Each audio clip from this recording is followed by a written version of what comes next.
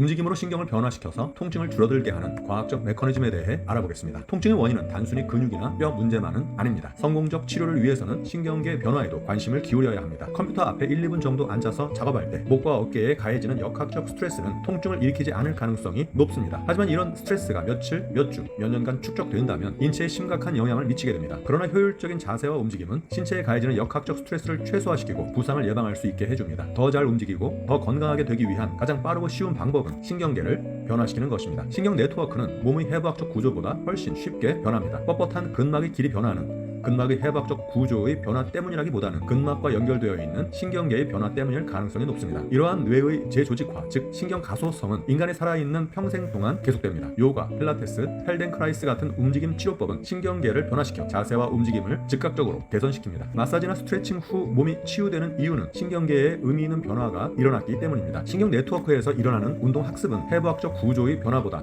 그 효과가 오래 지속됩니다. 농구나 자전거 타기, 무술을 배우는 것처럼 신경계 기반 치료법의 효과는 오랫동안 유지됩니다. 뻣뻣함과 약함, 피로 등은 근육만의 문제가 아닙니다. 이는 신경계가 위협적인 움직임으로부터 당신을 보호하기 위한 방어 메커니즘입니다. 장시간 컴퓨터 앞에 앉아있을 때 느껴지는 목과 어깨의 뻣뻣함은 신경계가 더 이상 무리하지 말라고 경고하는 것입니다. 이러한 신경계가 만들어내는 좋은 움직임을 위한 몇 가지 원리 중 협응력, 가동성, 안정성에 대해 말씀드리겠습니다. 협응력은 온몸에 있는 서로 다른 근육과 관절들이 완벽한 팀플레이를 이루는 것입니다. 마치 오케스트라 연주자들이 하나의 교향곡을 완성해내듯이 협응력 있는 움직임은 근육, 뼈, 신경들이 서로 조화를 이룬 결과입니다. 만약 팀원 중 한 명이 제 역할을 해내지 못한다면 다른 멤버들이 그 부담을 떠안게 되고, 이렇게 되면 움직임의 효율성은 떨어지고 부상의 위험성은 높아지게 됩니다. 가동성과 비슷하게 사용되곤 하는 유연성은 관절이 얼마나 많이 구부러질 수 있는지를 의미합니다. 그에 반해 가동성은 그 관절이 가동 범위의 끝 지점에서도 얼마나 잘 조절되며 사용되는지를 뜻합니다. 타이트한 햄스트링은 유연성이 부족하다고 생각되기 쉽지만 달리기나 점프 시 더 많은 탄성을 제공해 오히려 가동성 측면에서 더 유리할 수 있습니다. 반면 과도한 유연성은 관절의 안정성을 해쳐서 부상을 유발할 수 있습니다. 안정성은 원치 않는 움직임을 배제할 수 있는 능력입니다. 안정성은 몸이 흔들리지 않도록 딱딱하게 고정하는 것이 아닙니다. 공을 던질 때 팔을 들어 올리기 전에 복부 근육이 코어를 안정시키는데, 이때 척추는 통제하에 약간의 보상적 움직임이 일어나게 됩니다. 코어 안정화를 통해 에너지 누수를 예방하는 것은 협응력과 움직임 효율성 측면에서 매우 중요합니다. 무용수가 팔을 들어 올릴 때 코어가 뻣뻣하게 고정된 것처럼 보이지만 실제로는 미세한 움직임이 일어나며 이를 통해 에너지가 효율적으로 전달됩니다. 이처럼 안정성이란 아주 강한 힘이라기보다는 미묘한 협응력과 타이밍이라고 할 수 있습니다. 좋은 움직임의 핵심적 요소 중 하나인 관절 중심화는 관절을 이루는 두 뼈가 최대 접촉 상태에 있는 것을 의미합니다. 관절 중심화는 주어진 압박 스트레스를 분산시킬 수 있고 관절 주위 근육들이 최저 길이가 되기 때문에 힘을 가장 효과적이고 효율적으로 사용할 수 있게 됩니다. 반면에 관절의 접촉 면적이 좁아지게 되면 전단이나 마찰 스트레스가 증가하게 됩니다. 관절 중심화를 이룬 중립 위치에서는 최소한의 준비로 언제 어떤 방향으로든 자유롭게 움직일 수 있게 됩니다. 야구 방망이로 야구공의 중앙을 정확히 맞추면 발생한 힘이 방망이에서 공으로 완벽히 전달될 수 있게 됩니다. 샌드백에 펀치를 날릴 때 주먹에서 샌드백 사이의 정렬이 올바르다면 손에서부터 지면에 닿아 있는 발까지 힘이 정확하고 깔끔하게 전달될 것입니다. 각 관절이 알맞은 가동 범위로 움직인다면 관절은 편안한 범위 이상으로 더 많이 움직일 필요가 없습니다. 그러나 한 관절이 과도하게 뻣뻣하다면 인접 관절에서는 과운동성이 보상적으로 발생하게 됩니다. 우리 인체에는 움직임이 과도해지기 쉬운 관절과 뻣뻣해지기 쉬운 관절이 있습니다. 흉추는 신전과 회전에서, 고관절은 굴곡과 신전 회전에서 뻣뻣해지는 경향이 있고, 요추와 하부 경추는 과도하게 움직이는 경향이 있습니다. 크고 강한 근육들은 파워 생산에 효과적이고 작은 조절 근육들은 파워를 정확히 전달하는 데 효과적입니다. 강한 근육들이 작은 근육들의 주 기능인 좋은 자세와 균형을 위해 동원된다면 작은 근육들은 강한 근육들의 주기능인 힘 생산을 위해 동원될 것이고, 작은 근육 본래의 정교한 조절 기능은 수행하기 어렵게 될 것입니다. 효율적인 움직임을 위해서는 이완할 수 있는 능력이 중요합니다. 100m를 빠르게 달리려고 할 때 근육이 과도한 긴장으로 스트레치되는 속도가 느려지게 되면 브레이크가 걸리듯 달리는 속도가 느려지게 됩니다. 엘리트 선수들은 파워풀하면서도 쉽게 움직입니다. 주변 근육들이 일하고 있을 때 특정 근육의 힘을 뺄 수 있는 능력은 수준 높은 기술입니다. 억제는 활성화보다 더 어렵고 중요합니다. 좋은 움직임을 배우는 것은 그림을 그리는 것이라기보다는 조각을 하는 것에 더 가깝습니다. 좋은 움직임은 무엇을 더하는 것이기보다 무엇을 덜어내는 기술입니다. 움직임의 비밀을 아시나요? 움직임의 협응력은 단순한 근육 사용만이 아니라 타이밍, 균형, 환경과의 상호작용에 의해 결정됩니다. 최상의 협응력을 얻으려면 적합한 근육을 적절한 타이밍에 최적의 길이에서 활성화하고 관절을 올바른 순서로 움직일 수 있어야 합니다. 근육의 탄성력과 신장 반사를 적절히 이용하려면 근수축 직전에 적당한 스트레치로 사전 부하를 걸어줘야 하고, 그렇게 할 때 근사용의 효율성이 극대화됩니다. 좋은 움직임은 자연스럽고 편안하며 수월하고 쉽습니다. 신경학자 올리버 삭스는 뇌의 상당 부분이 언어보다 움직임에 사용된다고 했습니다. 운동 조절의 핵심은 능동적 체계와 수동적 체계의 조화가 얼마나 잘 이루어지는지의 여부에 달려 있습니다. 능동적 체계에서 손가락에 있는 작은 근육들은 운동 단위당 350개의 근섬유를 가지고 있어서 움직임의 정밀한 조절을 만들어내는 데 유리합니다. 허벅지에 있는 큰 근육들은 단위당 1000개 이상의 섬유를 가지고 있어서 강하고 빠른 움직임을 만들어내는 데 유리합니다. 운동 조절은 적절한 근육을 올바른 타이밍과 순서로 활성화하는 과정입니다. 뼈, 인대, 근막 등의 수동적 체계는 에너지를 쓰지 않고도 많은 움직임을 만들어냅니다. 걷는 동안 아킬레스건이 늘어나면서 탄성 에너지가 저장되고 이 에너지에 의해 추진력이 발생하게 됩니다. 효율적인 움직임을 배운다는 것은 수동 체계가 더 많은 일을 할 수 있도록 만드는 과정이라고 해도 과언이 아닙니다. 등이 굽은 자세는 자세 안정성을 위해 근육 대신 주로 수동 체계를 사용하면서 매달려 있는 형태입니다. 이는 에너지 사용 면에서는 효율적일 수 있지만 수동 체계인 연부 조직에 가해지는 스트레스를 생각하면 역학적으로는 비효율적이라고 할 수 있습니다. 좋은 움직임은 능동적 근육의 정확한 제어와 수동적 체계의 효율적 활용이 결합될 때 완성됩니다. 감각과 지각이 인간의 움직임을 결정합니다. 감각, 지각과 관련된 움직임의 비밀에 대해 알아보겠습니다. 우리 몸은 센세이션, 즉 감각을 통해 자극을 감지하고 그 신호를 뇌로 보냅니다. 감각 정보를 받아들이는 퍼셉션, 즉 지각은 받아들인 감각을 필터링하고 체계화하며 해석하여 의미를 부여하는 과정입니다. 우리가 보는 시각적 경험은 실제 세상을 순수하게 반영하는 게 아니라 그림에 대해 뇌가 만들어낸 해석입니다. 이는 실제 세상에 대해 뇌 자신의 생존과 번식을 위해 중요하다고 생각하는 것을 취사 선택해서 해석한 것입니다. 가공되지 않은 데이터는 없습니다. 우리는 뇌가 해석한 그림을 토대로 코그니션, 즉 인지할 수 있습니다. 감각 데이터를 어떻게 해석하느냐에 따라 같은 감각이라도 다르게 인지하게 되는 것입니다. 인지는 지각한 내용을 토대로 해서 생각하고 행동을 계획하며 문제를 해결합니다. 어떤 동작을 자꾸 연습해서 점점 실력이 늘게 될 때 움직임과 관련된 감각 정보 자체는 변하지 않지만 자세에 대한 인지는 크게 향상됩니다. 반복 연습을 통해 뇌는 현실과 지각이 잘 맞는지에 대한 피드백을 받게 되는데, 피드백을 많이 받을수록 자세에 대한 인지 능력은 점점 좋아집니다. 엘리트 선수와 일반인의 차이가 큰 이유는 감각 자체보다는 인지 능력의 차이 때문입니다. 선수들은 들어온 감각 정보의 의미를 굉장히 빠르고 정확하게 해석해냅니다. 선수들은 그 지각 정보를 토대로 빠르고 정확하게 생각하고 행동을 계획하며 문제를 해결해냅니다. 뇌는 움직임을 지배합니다. 신경과학이 밝힌 모터 러닝의 비밀에 대해 알아보겠습니다. 피질 지도는 몸을 움직이고 인식하는 데 사용되는 뇌 영역입니다. 팔이나 다리가 절단되어도 절단된 팔이나 다리가 아직 존재하는 것처럼 느끼는 경우가 많습니다. 이것은 환각지 때문인데 신체 일부가 없어져도 뇌의 피질 지도 자체는 그대로 남아있기 때문입니다. 피질 지도의 모양과 크기, 구조는 신경 가소성에 의해 얼마든지 변화할 수 있습니다. 부정확하고 불충분한 움직임의 입력이 반복되면 몸의 특정 부위에 대한 피질 지도가 흐릿해지게 되고 이로 인해 결국 움직임의 협응력은 떨어지게 됩니다. 그러나 명확하고 정교한 움직임을 꾸준히 연습하면 피질 지도가 다시 세밀해지면서 인지력과 조절 능력이 향상됩니다. 통증이나 부정확한 움직임은 고유성 감각 입력을 감소시켜 피질 지도를 흐릿하게 만듭니다. 이로 인해 몸의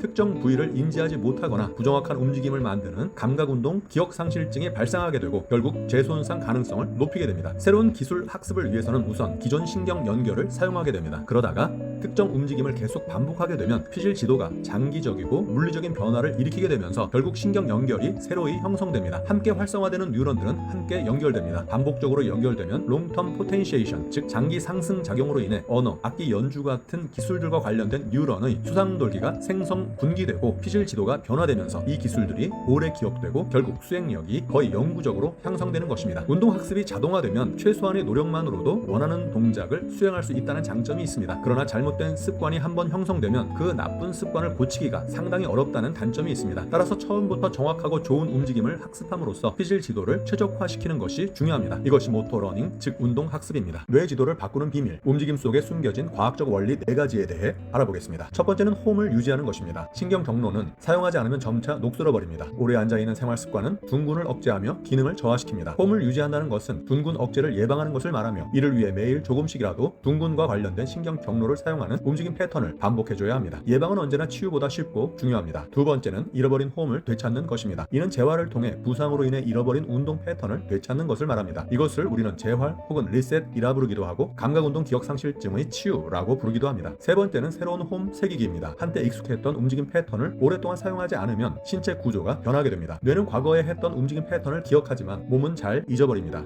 투수가 20년 동안 야구공을 던지지 않게 되면 한창 야구공을 던지던 20년 전에 비해 어깨 근육이 감소하고 뼈는 퇴화합니다. 연습을 통해 나이든 현재 몸 상태에 맞게 뇌 지도를 수정하면서 조금씩 업데이트해 줘야 부상 없이 다시 공을 던질 수 있게 됩니다. 이것이 바로 새로운 홈 새기기입니다. 네 번째는 잘못된 홈으로부터 벗어나기입니다. 이미 배운 것을 잊어버리는 것은 새로운 것을 학습하는 것보다 어렵습니다. 뉴런은 함께 활성화되고 함께 연결되며 따로 활성화되고 따로 연결됩니다. 이것은 그 유명한 문구 Fire Together, Wire Together에 대한 설명입니다. 컴퓨터 마우스를 잡을 때마다 목 근육도 매번 함께 긴장한다면 손과 목을 조절하는 뇌지도 간에 긴밀한 연결이 생성되었다고 해석할 수 있습니다. 마우스를 잡는 것과 관련된 뇌지도와 목 통증에 대한 뇌지도의 연결이 강화된 것입니다. 그 결과 마우스를 잡을 때마다 목이 긴장하면서 목 통증을 유발하게 됩니다. 모쉐 펠덴크라이스는 목이 긴장하는 것을 기생적 움직임이라고 했습니다. 마우스를 잡는 행동과 목을 긴장하는 행동 사이의 기생적 연결을 끊기 위해서는 마우스 잡는 동작을 활성화시킬 때마다 목 근육이 긴장하지 않도록 하는 것을 최대한 많이 반복해줘야 합니다. 이와 같은 4가지 방법에 의해 뇌지도를 바꿀 수 있습니다. 이것이 바로 신경 가소성, 즉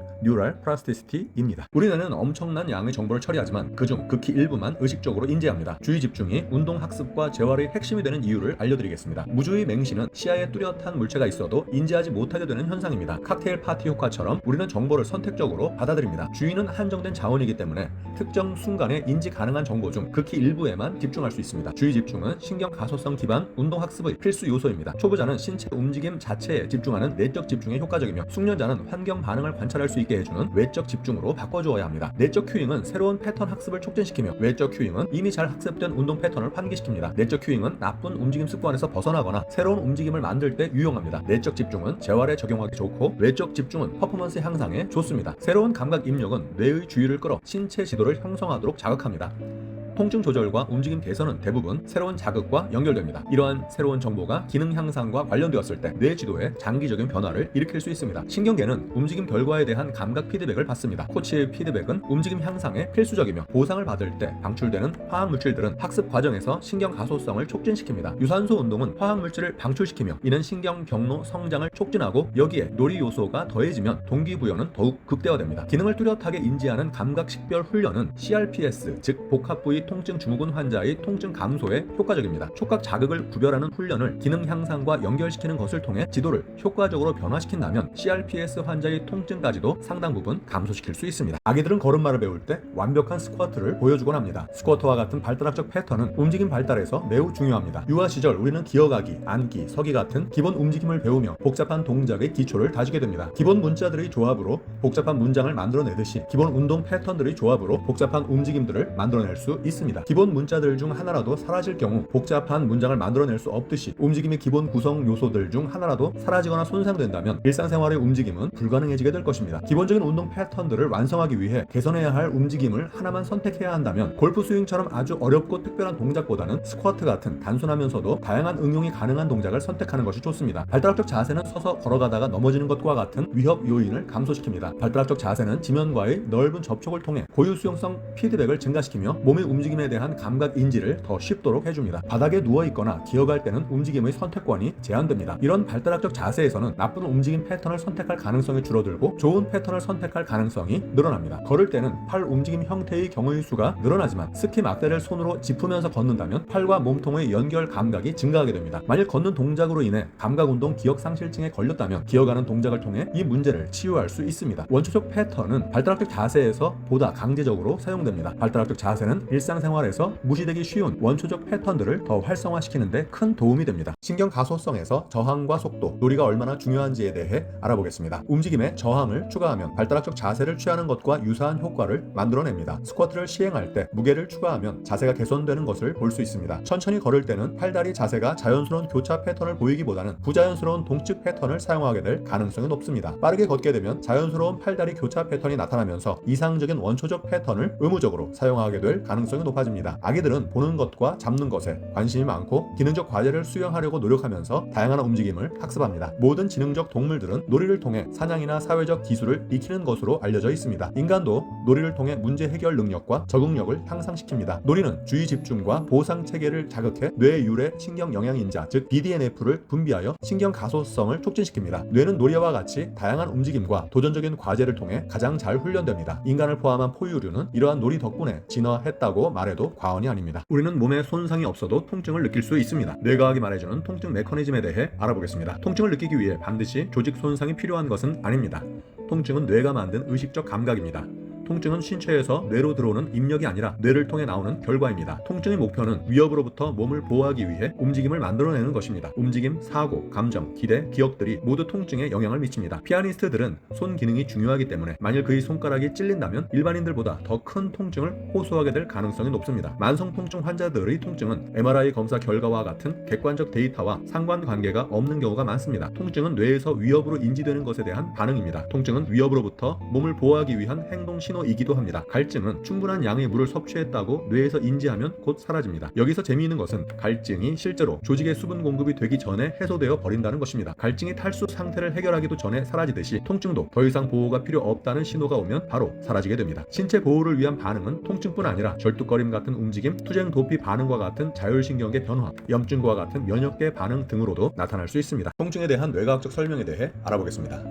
통각수용은 유해 자극을 감지해서 뇌로 전달하는 과정을 말합니다. 1차 통각수용은 통각수용기로부터 시작됩니다.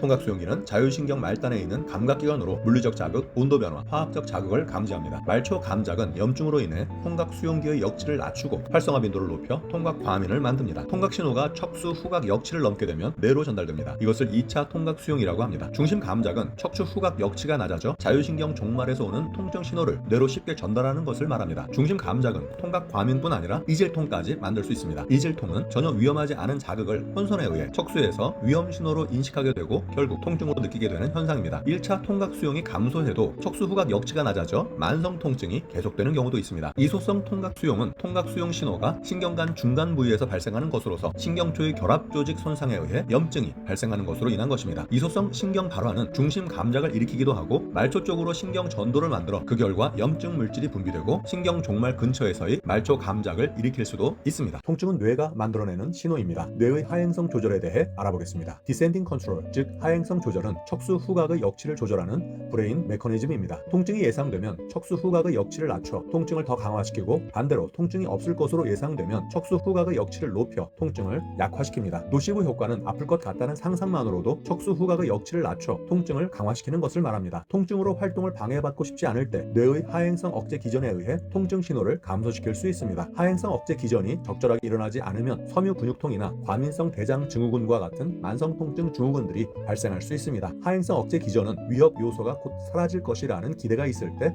작용하기 쉽습니다. 통증 뉴로태그는 뇌에서 통증을 처리할 때 사용되는 신경회로 패턴을 말합니다. 반복된 통증 경험은 통증 뉴로태그를 강화해 더 약한 자극에도 통증을 느끼도록 합니다. 움직임과 통증 뉴로태그가 반복적으로 동시 활성되면 이들은 강하게 연결됩니다. 부상이 회복된 후에도 통증 뉴로태그와 연결된 움직임은 그 움직임 자체만으로도 통증을 유발할 수 있습니다. 뇌에서 만들어진 이 둘의 강력한 연결 때문입니다. 만성 통증은 이러한 하행성 억제 기전의 실패로 인해 계속될 수 있습니다. 통증은 뇌가 만들어내는 환상입니다. 통증의 뇌과학에 대해 계속 알아보겠습니다. 보이는 위치에 고무손을 놓고 보이지 않는 실제 손과 동시에 붓으로 쓸어내리면 고무손이 마치 내 신체의 일부가 된 것 같은 느낌을 받게 됩니다. 고무손을 내리치려고 위협하면 대부분의 사람들은 고무손이 실제 본인 손인 것처럼 움찔하게 됩니다. 뇌는 고무손을 본인 손인 것처럼 생각하게 되고 시야에 보이지 않는 실제 손에 대해서는 자신의 손이 아니라고 인지하게 됩니다. 그런 상태로 시간이 좀 더 지나면 실제 본인 손의 혈류가 감소하면서 차가워지게 됩니다. 면역 체계에도 영향을 주게 되는데 물리적 손상에 의해 염증이 생기게 될 때 정상보다 염증이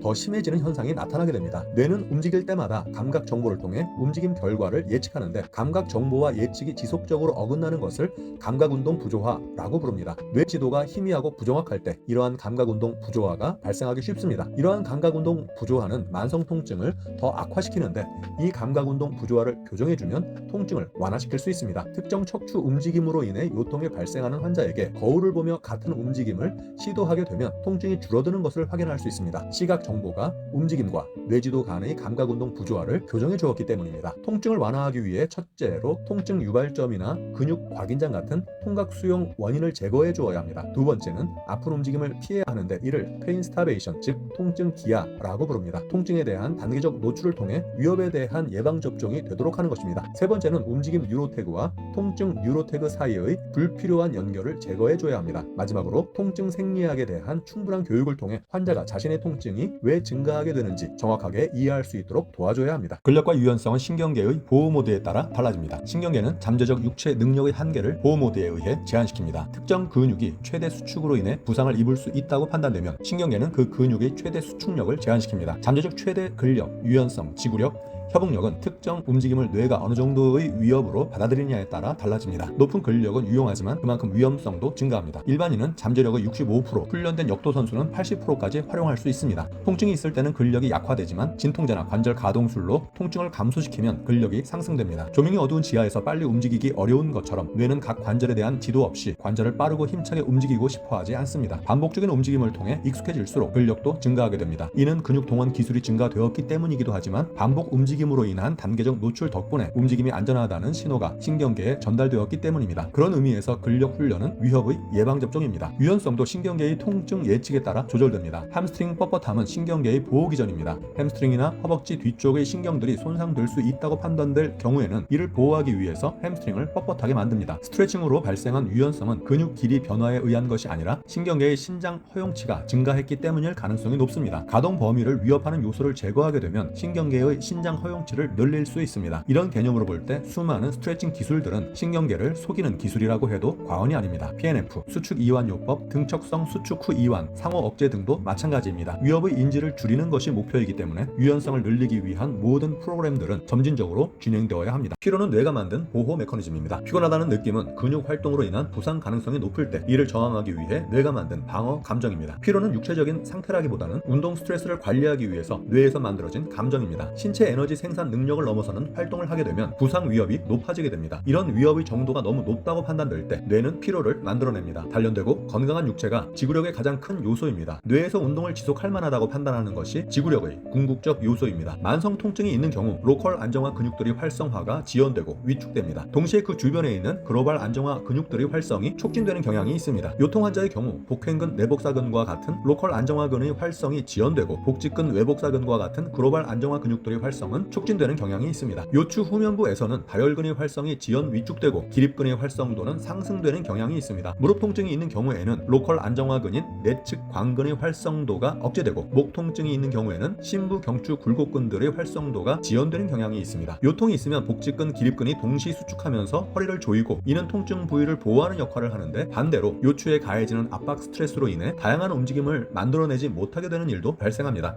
특히 각 분절이 미세하게 움직일 수 있는 능력이 줄어들게 되는 단점이 있습니다. 움직임은 감정을 바꿀 수 있는 능력을 갖고 있습니다. 감정의 뇌과학에 대해 알아보겠습니다. 움직임은 감정과 생각에 직접적인 영향을 미칩니다. 우리는 비참하거나 공포를 느낄 때 울거나 떨게 되지만 반대로 울기 때문에 비참하고 떨고 있기 때문에 두려움을 느끼기도 합니다. 요가, 춤, 무술, 펠덴크라이스트 등 움직임 훈련들은 신체의 움직임을 통해서 정신을 단련하는 방법입니다. 더 좋은 움직임이란 그 자체가 종착역이 아니며 절제, 자아 발견, 자기 개발로 나아가기 위한 도구들입니다. 전통 심신 훈련법들은 신체에서 오는 감각 정보들에 집중하고 쓸모없는 움직임을 제한합니다. 그 결과로 육체적인 건강뿐만 아니라 감정적인 건강에도 도움을 줄 수 있습니다. 행복할 때 웃는 것과 마찬가지로 웃음을 지으면 더 행복해집니다. 입술에 볼펜 물기는 웃음 표정을 어쩔 수 없이 짓도록 유도하기 때문에 기분을 좋아지게 합니다. 반대로 얼굴 표정 근육 움직임을 제한하는 보톡스 치료는 감정 표현을 위한 근육 움직임을 억제하여 감정을 느끼기 어렵게 만듭니다. 움직임에 능숙해지는 것은 필요 없는 동작이나 의미 없는 근육 수축을 줄이는 것입니다.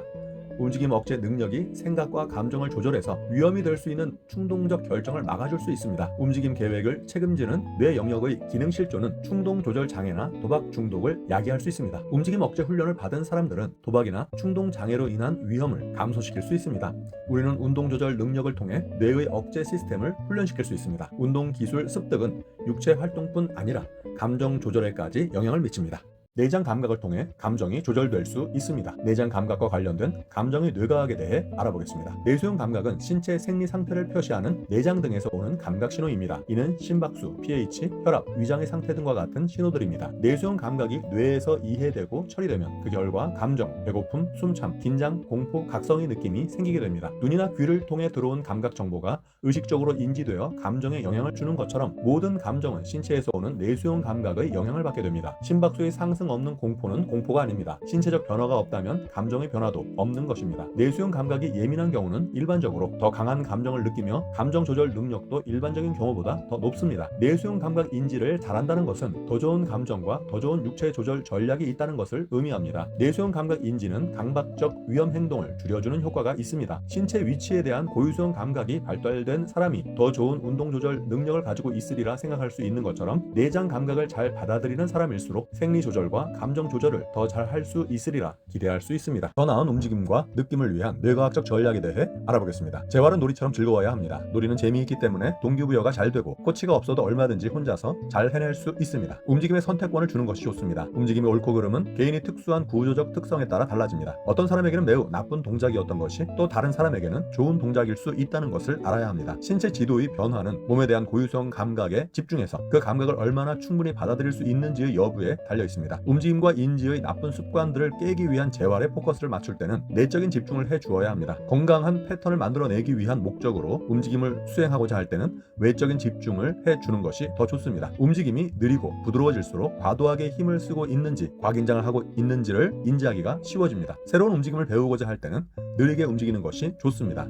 불안해서 수년 동안 해보지 않던 움직임을 시도해 볼 때는 단계적 노출을 하며 느리게 움직임을 시작해 보는 것이 더 좋습니다. 단계적 노출은 위협에 대한 예방주사와도 같습니다. 느리고 안전한 활동에서 점차 위험한 활동으로 나아갈 수 있습니다. 신경계에게 특정 움직임이 위협적이지 않다는 것을 계속해서 인지시켜야 합니다. 만성 통증을 치유하기 위해서는 통증 없는 범주에서 움직이고 신체가 그 범주에 적응하기를 기다렸다가 조금씩 더 넓은 범주로 움직여보는 전략으로 나아가야 합니다. 통증과 참신한 움직임, 통증과 움직임 상상, 통증과 운동 학습과의 관계에 대해 알아보겠습니다. 참신한 움직임은 뇌의 집중을 유도해 인지 변화를 만들어냅니다. 참신한 움직임은 신경 가소성에 도움을 주고 통각 수용에 대한 감각 관문 효과를 통해 통증 감각을 둔화시킵니다. 움직임이라는 것은 상상하는 것만으로도 해당 뇌 영역을 활성화시킬 수 있습니다. 이러한 상상은 뇌의 통증 네트워크는 활성화시키지 않습니다. 상상력만으로도 뇌의 움직임 네트워크와 통증 네트워크 사이의 잠재적인 연결을 끊는데 도움이 될 수 있다는 것입니다. 발달학적 자세는 기본적인 움직임 패턴 사용을 활성화하고 위협 요인을 줄어들게 하며 안정화를 위해 쏟아야 할 에너지를 줄여줍니다. 발달학적 자세는 지면과의 접촉을 통해 고유수용 감각 피드백을 늘릴 수 있게 해주고 다친 사슬 움직임을 사용할 수 있는 기회를 늘려줍니다. 통증은 새로운 움직임을 배우기 어려운 상태가 되게 합니다. 뇌가 통증 감각에만 관심을 쏟게 되고 움직임 감각에는 집중을 하지 못하게 되기 때문입니다. 통증은 재미있고 신나야 할 움직임을 불쾌한 일로 만들어버립니다.